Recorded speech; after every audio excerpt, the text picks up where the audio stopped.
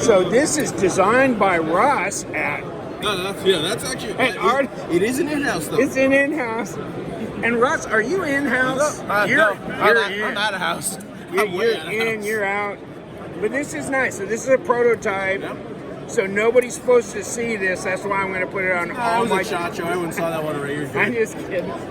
So deep carry pocket clip, right or left hand. We are probably going to switch it. We were going to have the little 8 inches overall, or 8 inches? Just about. I think we're a little under 8. Wow. And that is meant to be kind of a folding skinner. That looks, you know what, that looks, it looks big for an 8-inch overall. I guess it's the blade. It's the width. It's the height and the width. Yeah. So yeah, I really like this design. So we're going to add a little bit more jimping up top here, and we're going to make the front choil and so the blade choil and the front choil a little bit wider, a little bit bigger. It's just a little short for larger hands. Okay, yeah. So it's going to do a little enlarging there, and other than that, everything else is good. The blade shape on that was actually, we'll say this was a Instagram feedback knife. The one we put out originally was kind of just like, it was just cleavery. So I was like, okay, hey guys, it's a nice knife, but it needs a little bit of work. It needs a little bit of something to make it give a bit more pop, a bit more flash. So I put it on Instagram and said, hey guys, so we like this knife, but we want some ideas of how to make it better.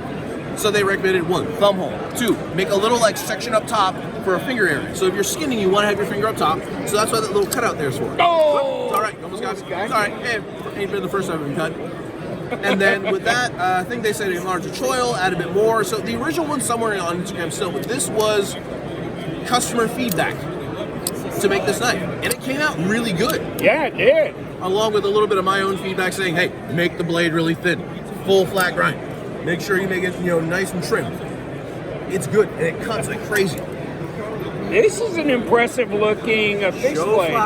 Joe Flowers designed that. We were working with Joe, who is an absolute joy to work with when he's, available and not in the Amazon. Joe Flowers? Yeah. Like flowers? Yeah, like flowers. Okay. Like all the designs from Tops Knives, all the designs from Condor, all the working with, currently doing a little project out the Amazon with nice contoured micarta scales.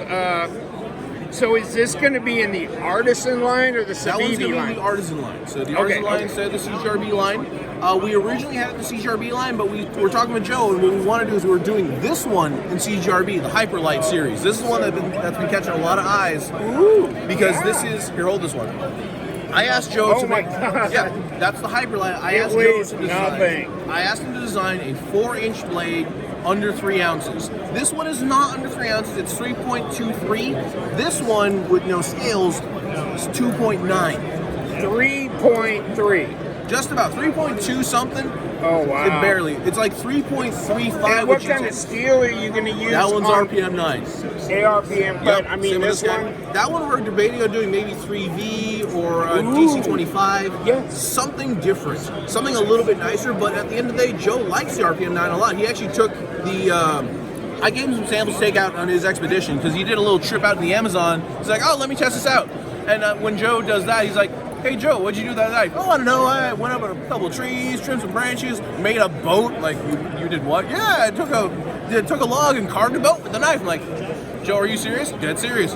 What'd you do for a paddle? I made it with what? The knife. Hey man, that man is wild.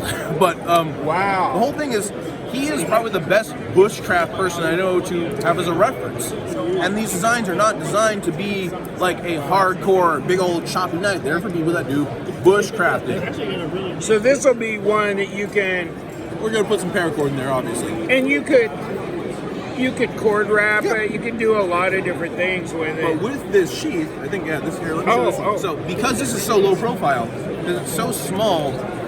This is meant for backpackers. This is for the Hyperlight community that wants that to be the smallest amount of weight possible. So this pretty much with the sheath is 3 ounces. 3 ounces, 4-inch blade. There are no knives in the market that are like that I can think of off the top of my head. I'm sure there's something like that because if you're doing anything like that, you're buying a Mora. Obviously, but Moras have more chunky. You got the big handle. This goes in a water bottle pack aside your water bottle. Look at the size of that. You strap it in your gear, you just chuck it in a bag, you can pretty much just tuck this in your pants line. That's not going anywhere. Yeah. It's tiny. It's meant to be small, and while this is not the most comfortable handle compared to the micarta, with a cord wrap, this is great. Or you can even like make your own handles in the field. Yeah. You just like, you know, split a piece of wood, lash it on there with the lashing points. The ideas are wonderful, and you know the cutouts here. It's like, all right, you know, I don't think you're gonna be using a wrench for much, but it cuts out. But you got a bottle opener because, come on, you know, you gotta have a couple beers out there too. Yeah. But Of course. the idea is wonderful. I like the fact this knife serves a purpose that is outside of just, oh, it's a fixed blade. Like, yeah, of course it is. But it is meant to do more than that. It's meant to be something that's, it fills a carry niche. And the same goes with the micarta one. It fills a niche. It's light, it's comfortable, fits great in the hand. We're actually going to bring this choil in a little tiny bit in the final version. Yeah. But it cuts really well for its size, and it almost looks like a baby, like it's even got a little machete end right there. It's a baby machete. Yeah. So, yeah, I'm really happy with this one. If we do this, we're going to be one of the first overseas companies putting out some really nice, high-quality fixed blades that aren't in that super high-end range. We're not making combat knives, we're making bushcraft knives. And we're hoping this is going to work out well. And honestly, Joe's been really happy with these, and if he's happy, I'm happy. Yeah. You know, no one knows. Absolutely. But yeah, it's been an interesting year so far.